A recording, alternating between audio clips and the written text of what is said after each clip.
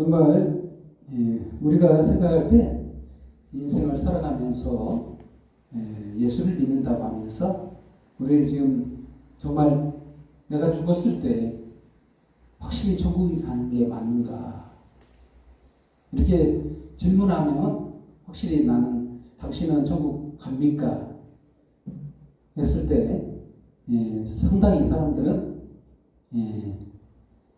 의문점을 가지죠. 내가 진짜 천국인인가? 천국 사람인가? 천국 백성 맞나? 그러나 단호하게 예수를 믿으며 예수 그리스도의 죽으심과 나 대신 죽으심과 예수님이 또한 3일 만에 살아나심을 믿는 자이면 이미 그는 천국 백성이라는 겁니다.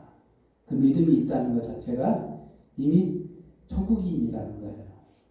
죄가 전부 다 사해졌고 의롭다면 하나님의 자녀고 그는 천국인입니다. 아멘. 오늘 그 중요한 말씀이죠. 세례요한이 나오죠. 세례요한과 예수님. 그래서 이게 세례요한이 그렇죠. 말을 하기 시작하는데 유대 광야에서 회개하라 천국이 가까이 왔느니라 이렇게 말하고 있죠. 첫 번째로 그래서 주의 길을 준비하라 이런 말씀을 하시죠. 3절 말씀. 그는 선지자 이사야를 통하여 말씀하신지라 광야에 위치는 자의 소리가 있어 이르되 너희는 주의 길을 준비하라 그가 오시는 길을 굳게 하라 이런 말씀이 있죠. 보통 우리가 생각할 때 주의 길을 준비해야 되는구나. 그가 오실 길을 곧게 해야 되는구나 해서 세례요한이 한 것처럼 금욕하고 절제하고 금식하고 하면서 세례요한의 행동을 우리는 따라하려고 하죠. 정말 그게 길인가 보다. 예수님이 길 되시니까 우리들도 그렇게 힘든 여정을 겪어야 된다. 이런 뉘앙스를 느끼잖아요. 그렇지 않습니까? 주의 길을 준비하라. 이런 말씀에 그렇게 오해하시면 안 돼요. 이것을 좀 폭넓게 이해를 할 필요가 있습니다. 오늘 그 세례요한이 마태복음을 기록한 성령의 감동으로 마태가 이 마태복음을 기록할 때 이사야서의 글을 인용하죠. 이사야서의 40장 3절 말씀 한번 보도록 하죠. 이사야 40장 3절.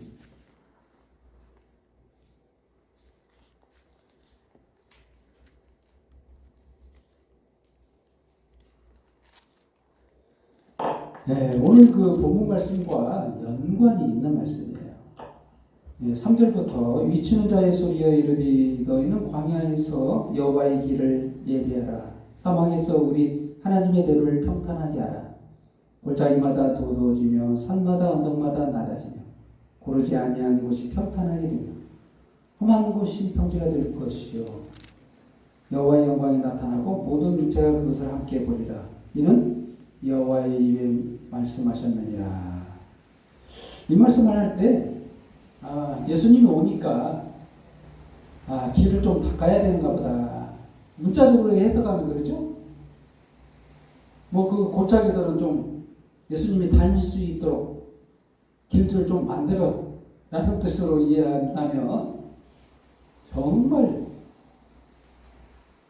잘못 이해하는 거예요. 문자적으로 해석할 문제가 아니에요. 이 문제는 산이 아닌 거예요. 골짜기가 아닌 거예요. 한마디로 언덕이 아니고 인간의 모든 생각들을 여기서 문학적으로 표현한 겁니다. 인간의 사상, 인간의 철학. 그러면 유대인만 봐서는 유대인에게 가장 높은 산은 무엇일까요? 유대인이 산처럼 여기는 게 있는데 그 율법이에요. 율법.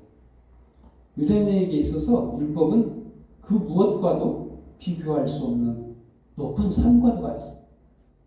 이 산 때문에 자기들이 높은 경지에 올라가 있고 낮은 일반 백성들은 낮다고 생각하고 정죄하고 책망하고 평가하고 벌 주고 이렇게 했다는 거예요. 지그들도 못하면서 자기들 조금 낫다고 이걸 산과 같은 그런 것으로 표현한 거예요. 사실 이게 옳지 않습니다. 율법의 의로는 구원을 얻을 육체가 하나도 없다고 말씀하셨죠. 한마디로 그런 거예요. 이런 산 또는 골짜기, 언덕 나름대로의 그 철학들이 있잖아요. 인간은 살면서 이걸 세상 길과 다르지 않아요. 율법도 하나의 맥락에서 볼 때 세상 길과 별다른 차이가 없어요. 이걸 예전에 제가 말씀드린 것처럼 인간의 공로로 구원을 얻으려고 하는 노력. 인간의 공이라는 거예요. 절대 인간으로는 구원을 얻을 육체가 아무도 없는 거예요. 그런데 세례요한이 시작했다는 거죠. 시작을 했는데 뭘 시작했느냐? 회개하라. 천국이 가까웠다. 많은 얘기를 한 게 아니에요. 회개하라. 천국이 가까웠느니라. 예수님의 오신 길, 주의 길은 달라요.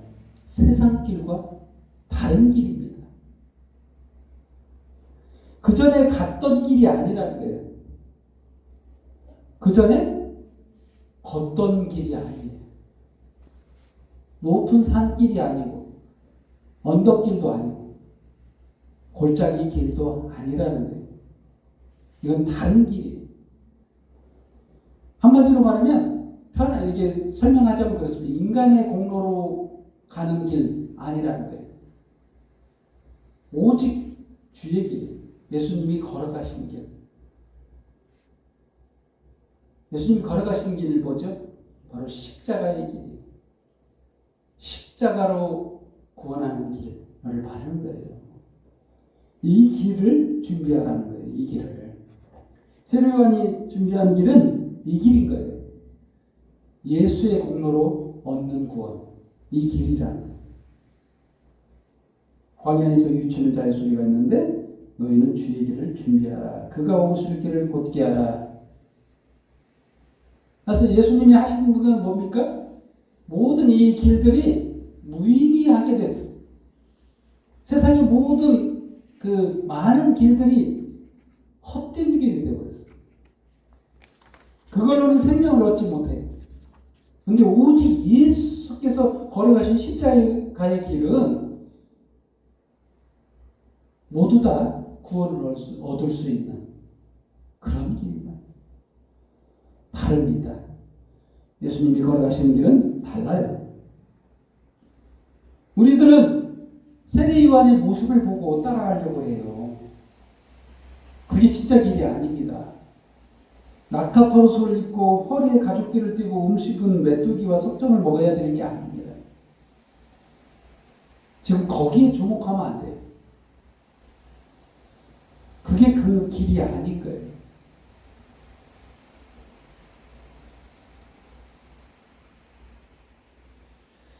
하나님께서 우리에게 길을 제시한 것은 바로 십자가의 길을 제시한 거지 세례요한의 그 석청과 낙타포로스를 입고 허리에 가죽띠를 띠고 음식은 메뚜기 먹는 거, 석청을 먹는 이런 모습을 우리 보러 하라고 하는 게 아니에요. 우리에게 하신 말씀은 예수의 주의 길을 준비하라는 거예요. 이게 핵심입니다. 주의 길이 도대체 무슨 길인가? 인간이 인생에 살아가면서 우리가 걸어가는 그 길이 아니라 인간의 공로로 걷는 그 길이 아니라 예수 그리스도가 이 땅에 오셔서 걸어간 십자가의 길을 말하는 거예요. 그 길을 준비하라는 거예요. 그 길을 예비하라.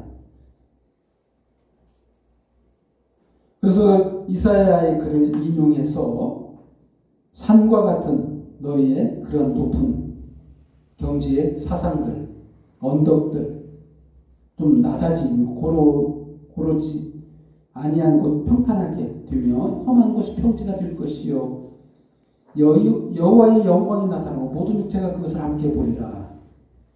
여기서 모든 육체가 하나님의 영광, 여호와의 영광을 본다고 했죠. 바로 예수님을 본다는 거예요.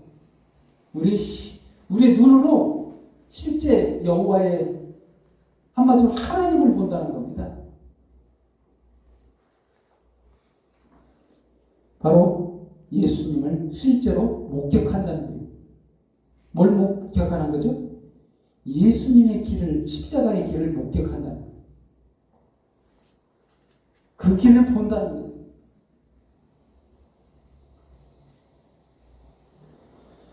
그렇습니다. 우리는 지금 어디에 서 있는가를 봐야 돼요. 우리의 지금 서 있는 길은 어디로 가고 있는가.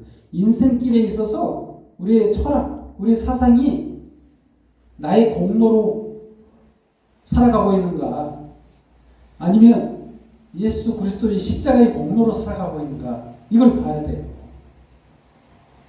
내가 만약에 예수 그리스도 십자가의 공로의 그 길에 서 있다면 그는 천국 백성이요,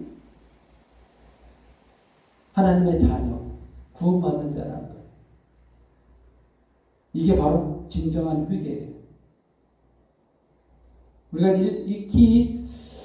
느끼면 어때요? 회개하면 느낌상 눈물 뿌리면서 죄를 자복하고, 윤리적인 죄가 있거든요. 인간에게는 윤리적인 죄가 없는 자가 아무도 없다고 볼 수 있습니다. 다 죽어야 되고 다 지옥 갈 백성이에요. 회개해야죠. 그 죄를 회개해야죠. 근데 이 윤리적 죄를 회개하는 측면만 우리가 봤지, 정말 회개의 진정한 뭐가 회개인지를 정확하게 알지 못해요. 회개란 여기서 본문 말씀에서 말씀하신 것처럼 주의 길을 걷는 자를 말하는 거예요. 자기의 공로를 따라서 구원을 얻고자 하는 자가 회개한 자가 아니에요. 눈물 뿌리면서 내가 조금 더 의롭게 살아야 되겠다. 더 높은 산과 같은 경지에 도달해야 되겠다. 인간의 공로를 더 세워야 되겠다. 윤리적인 죄를 없이 하고 의롭게 살아야 되겠다. 높은 산과 같은 그런 경지에 도달해야겠다. 이렇게 생각하는 자는 바로 회개한 자가 아니고 도리어 잘못 가고 있는 거예요. 범죄, 잘못 사는 자예요. 그게 바로 회개 안 한 자예요. 이상하죠? 우리가 뉘앙스가 그렇잖아요. 회개하라 그러면 내가 죄를 자복하고 윤리적인 죄를 깨끗하게 해야 되겠다. 이런 뉘앙스가 우리가 느껴지잖아요. 이게 회개가 아니에요. 진정한 회개는 주의 길에 서 있는 게 회개예요. 예수 그리스도의 십자가의 공로에 의지해서 살아가는 자가 이게 회개의 진정한 모습이고 정말 산 자예요. 그렇습니다. 그래서 회개하라, 천국이 가까이 왔느니라, 이렇게 말할 수 있는 겁니다. 예수님이 오셨기 때문에. 왜? 십자가에서 죽어주실 거기 때문에. 천국이 가까운 거예요. 그가 길을 열어주실 거기 때문에. 그렇습니다. 회개에 대해서 정확하게 알았다면 이제 주의 길이 보입니다. 주의 십자가의 공로가 보이기 시작해요. 그렇습니다. 여기 요한이 7절 말씀에 이런 말을 하죠. 6절부터 읽어보면 자기들의 죄를 자복하고 요단강 그에게 세례를 받더니 요한이 많은 바리새인들과 사두개인들이 세례 베푸는 대로 오는 것을 보고 이르되 독사의 자식들아 누가 너희를 가르쳐 임박한 진노를 피하라 하더냐. 그러므로 회개에 합당한 열매를 맺고 속으로 아브라함이 우리 조상이라 생각하지 말라. 내가 너에게 이르노니 하나님이 능히 돌들로도 아브라함의 자손이 되게 하시리라. 여러분 들었습니다. 이 말씀을 읽을 때 바리새인들과 사두개인들이 나쁘다 이런 느낌이 들죠. 물론 그렇습니다. 그들이 나쁘긴 해요. 많이 부패해지기도 했어요. 근데 겉으로 보기에는 깨끗하냐 했어요. 물론 나쁜 모습도 있어요. 그렇지만 의를 해가는 모습처럼 보이는 모습도 있었어요. 근데 문제는 그들이 잘못 가고 있다는 거예요. 성령의 감동으로 세례 요한이 그들을 질책하죠. 독사의 자식들이라는 말을 하죠. 합당한 열매를 맺어라. 회개에 합당한 열매를 맺어라. 정말 사실 그들이 깨끗하려고 노력했던 바리새인들 얼마나 처음에 시작은 얼마나 좋았습니까? 응?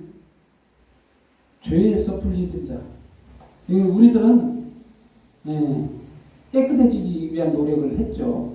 많은 의를 행하기 위해서 그렇게 했던 그들이 나중에는 많이 부패했지만 그렇다고 해서 그들이 우리보다 못한 건 아니에요. 잘했어요. 근데 문제는 뭐냐면 회개에 대한 이해를 못하는 거예요. 우리가 회개에 대한 의미를 정확하게 이해 못할 때 이 말씀도 윤리적으로 봐요. 윤리적으로 그들이 잘못 가고 있다. 좀 잘 살아야 될 텐데 이런 뉘앙스로 우리가 이해하는데 이 말씀도 조금 전에 말씀한 것처럼 주의 길과 세상 길을 이해할 때 답이 나와요. 하여튼 이들도 바리새인과 사두개인들도 전부 다 의를 행하려고 노력하는 자들이에요. 자기 의를 추구하는 자들입니다. 세상 길로 가고 있는 거죠. 주의 길로 가는 건 아니라는 거예요. 그래서 회개에 합당한 열매를 맺을 수가 없는 자들이라는 거예요. 두 번째로 그래서 좋은 열매. 10절 말씀에 이미 도끼가 나무 뿌리에 놓였으니 좋은 열매 맺지 아니하는 나무마다 찢겨 불에 던져지리라. 중요한 말씀인데 좋은 열매가 어떻게 맺히는 거냐. 좋은 열매. 사실 이거는 문학적인 표현이에요. 그때 당시만 해도 산업혁명이 있기 전, 오래전 옛날에는 1차 산업 농경사회입니다. 농경사회에서 하나님의 말씀을 선포할 때는 문학적인 표현을 쓸 때 이런 농사를 비유를 많이 해요.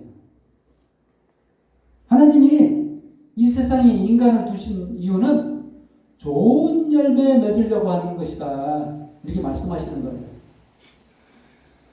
좋은 열매. 도대체 좋은 열매가 뭔가? 회개하고 천국 가는 것이 그렇게 갔을 때는 결론적으로 말하면 좋은 열매를 맺어서 그렇게 된 것이다 라는 결론을 내릴 수 있죠. 예수님도 말씀하셨습니다. 포도나무의 비유에서 말씀하셨죠. 요한복음 14장쯤에 나오죠. 열매를 어떻게 맺죠? 우리가 노력해야 열매를 맺나요? 우리가 열심히 뭔가 해야 열매를 맺나요? 아닙니다. 예수님이라는 나무에 가지인 우리가 딱 붙어 있어야만이 맺어져요. 그랬을 때 좋은 열매가 맺혀집니다. 꽃이 피고 거기에 열매가 맺어서 거둬진다는 거예요. 예수님이라는 좋은 나무에서 수액을 계속해서 공급받고 그랬을 때 꽃이 피고 열매가 맺어 좋은 열매가 수확이 된다는 겁니다. 이 도대체 무슨 말이냐? 이 농경살이다 보니까 그래서 이런 농사에 비유해서 설명을 해서 풍부한 설명이 그래서 가능한 거예요. 직설적 표현보다 더 이해할 때 더 편할 수 있어요. 한마디로 이거는 예수 그리스도의 십자가의 공로로만 우리가 구원을 얻을 수 있다는 거예요. 우리의 노력이 아니라는 거예요. 예수님이라는 십자가의 그 나무에서 영생의 열매가 맺어진다는 겁니다. 응? 예수님이라는 십자가의 나무. 우리 십자가를 십자가의 의미를 알죠? 대속의 죽음. 그 죽음을 통해서만 영생의 열매를 거둘 수 있다는 거예요. 다른 방법은 없다. 인간의 공로로는 구원 얻을 길이 없다는 거예요. 그래서 예수님이 우리가 할 수 없는 그것을 십자가에서 나의 죄가를 대신해서 죽어주심으로써 우리가 할 수 없는 그 모든 것이 이제는 가능하게 됐다는 거예요. 하지 않아도 의롭게 되었다는 거예요. 나 대신 죽어주셨기 때문에. 내 죄 대신 형벌을 받았기 때문에. 그래서 좋은 열매를 맺었다는 거예요. 안 했는데도 불구하고 자기 의를 성취한 것도 아닌데도 불구하고 오직 예수님께서 하신 예수님의 의지에서 우리들은 좋은 열매가 됐다는 거예요. 이게 바로 복음의 핵심이죠. 복음으로 맺어지는 좋은 열매. 한마디로 말하면 복음만이 좋은 열매예요. 자기 의로는 구원 얻을 길이 없기 때문에 오직 예수 그리스도의 십자가의 공로만 가능하다는 거예요. 그렇습니다. 이렇게 좋은 열매가 맺히지 않았을 때는 어떻게 되냐? 도끼가 나무 뿌리에 놓여 있어요. 이미 임박했어요. 예수 믿지 않는 그 영혼 찍혀서 불에 던져지리라. 그렇습니다. 이 농사법이지만 농사로 비유했지만 이게 실제적으로 우리의 가야 할 길이 두 길이에요. 극명하게 갈려져 있는 두 길. 세상길과 주의 길. 이 두 길은 나중에 생명을 얻느냐 사망으로 가느냐 두 길로 갈라지는 거예요. 우리 어디에 서 있는가? 생명을 얻는 길로 가고 있는가? 죽음으로 가고 있는가? 우리 되돌아봐야 됩니다. 바로 우리가 복음 안에 있는가? 복음 밖에 있는가를 볼 때 우리는 알 수 있어요. 그렇습니다. 고백하는 세례요한의 고백. 난 11절 말씀. 나는 너희로 회개하게 하기 위하여 물로 세례를 베풀거니와 내 뒤에 오시는 이는 나보다 능력이 많으시니 나는 그의 신을 들기도 감당하지 못하겠노라. 그는 성령과 불로 너희에게 세례를 베푸실 것이요. 우리에게 이 믿음은 바로 성령께서 우리 마음을 감동하사 바꾸셨다는 것을 의미해야죠. 세례를 베푸셨다는 거예요. 예수님께서. 우리가 예수님께 죄를 자복하고 그분 앞에 가면 그분께서 성령의 세례를 베푸신다는 거예요. 우리 믿음이 아닌 거죠. 선물입니다. 믿음조차도 선물인 거예요. 정말 그리고 세 번째로 모든 의를 이루는 것. 15절 말씀입니다. 예수께서 대답하여 이르시니 이제 허락하라. 우리가 이와 같이 하여 모든 의를 이루는 것이 합당하니라. 예수님께서 하신 말씀이죠. 세례 요한에게 세례를 받을 분이 아니죠. 하나님이시잖아요.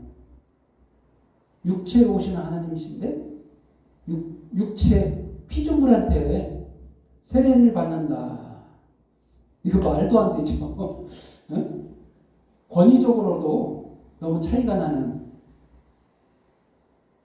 아니 세례는 더 높은 자가 낮은 자에게 세례를 베푸는 거잖아요. 응? 그래서 거부합니다. 세례 요한이 이건 말이 안 됩니다. 어찌 내가 세례를 받아야 될 자인데 세례를 왜 내가 줘야 됩니까? 하나님께서 마지막 제사장으로 세우셨어요. 세례 요한을. 예수님을 제물로 바치기 위해서 어린 양으로 삼으셔서 세례를 베푸신 거예요. 인간의 모든 죄를 예수님께 담당시키기 위해서 어린 양으로 삼으신 거예요. 이 세례를 통해서. 우리의 모든 죄가 그때 예수님께 갔어요. 내 죄가. 나의 과거의 죄, 현재의 죄, 미래의 죄가 전부 다 예수님께 간 거예요. 그때 내 죄를 대신해서 예수님이 담당하시려고 세례를 받으신 거라. 그런데 예수님께서 하시는 말씀이 이런 말씀입니다. 이제 허락하라. 우리가 이와 같이 하여 모든 의를 이루는 것이 합당하니라. 모든 의를 이룬다. 그렇습니다. 인간에게는 의가 없어요. 아무리 봐도 구원받을 만한 의가 없어요. 아무리 공로를 세운다고 해서 자기 죄를 구원받을 만한 의를 세운 자가 있을까요? 너 아무 죄도 안 졌니? 했을 때 나 아무 죄가 없습니다. 이렇게 당당하게 나설 수 있는 사람이면 그는 의를 이뤘다고 할 수 있습니다. 근데 인간에게는 그런 의가 없는 거예요. 근데 예수님이 이 의를 이루시기 위해서 바로 뭘 했냐면 세례요한으로부터 세례를 받은 거예요. 그래서 이런 말씀하신 거예요. 바로 십자가의 길을 가겠다는 거예요. 주의 길을 가는 거예요. 주께서 계획하신 길을 가는 거예요. 바로 십자가의 길. 모든 죄를 대속해서 죽어주시는 그 길. 그 길을 통해서 우리는 구원을 얻고 생명을 얻고 좋은 열매가 맺어지는 거예요. 영생의 열매가 맺어지는 거예요. 우리에게는 영생이 없어요. 우리에게는 살아갈 능력이 없는 거예요. 자생력이 없다. 이거를 스스로 살아갈 수 있는 자생력 없어요. 제로. 스스로 살 수 있는 재생이. 왜 그러냐면 누구한테서 생명을 받았기 때문에 그래요. 누구냐? 하나님으로부터 받았잖아요. 생명을 받았는데 생명을 죄를 지면 이 생명을 잃어버리는 거예요. 한마디로 우리는 가지에서 잘린 자예요. 다시 접붙임을 받아야만 살아요. 이 접붙임을 언제 했느냐? 바로 십자가로 우리를 접붙여 주셨다. 예수님의 십자가에 우리를 접붙여 주셨어요. 거기다 못 박으면서 예수님을 못 박으면서 우리도 박힌 거예요. 십자가에. 접목됐어요. 그때. 예수님만 죽은 게 아니라 나도 죽은 거예요. 세례요한으로부터 세례를 받았잖아요. 함께 죽은 거예요. 그때 잘렸던 가지가 접목된 것과 같은 그런 의미를 갖고 있어요. 우리들은 다 죽은 거예요. 그리고 다 살았어. 예수님과 함께 우리는 다 살고. 그렇습니다. 이 모든 의를 이루려고 예수님은 세례요한으로부터 세례를 받고 십자가의 길을 묵묵히 3년 반 동안 걸어가신 거예요. 그렇습니다. 결론을 내리겠습니다. 회개하라, 천국이 가까이 왔다. 맞습니다. 이제 회개만 하면 천국 백성입니다. 아까 말씀드린 것처럼 회개가 무엇이냐? 주의 길을 걷는 것이다. 세상 길을 걷는 게 아니라 주의 길을 걷는 것이 회개다. 십자가의 길을 쫓는 것이 회개다라는 것이죠. 말하자면 윤리적인 죄를 회개하는 개념이 아니라 나의 의를 이루려고 노력하는 자기 의로 구원을 얻는 게 아니라 십자가의 의로 구원을 얻는 것을 말하는 것입니다. 아멘. 그래서 회개하여 천국 백성이 되는 저와 여러분 되기를 예수님의 이름으로 축원드립니다. 기도하겠습니다. 하나님 아버지 감사합니다. 저희를 회개케 하시고 주의 자녀 삼으시고 영생의 열매를 맺게 하시니 감사합니다. 오늘 주일을 맞아 주님의 이 귀한 말씀을 듣고 주님 앞에 놀라운 은혜를 경험하고 주님 앞에 영광과 경배와 찬양을 돌리게 하시니 감사합니다. 오늘 이 모든 영광을 주님 앞에 돌리고 예수님의 이름으로 기도합니다. 아멘. 삼성 38장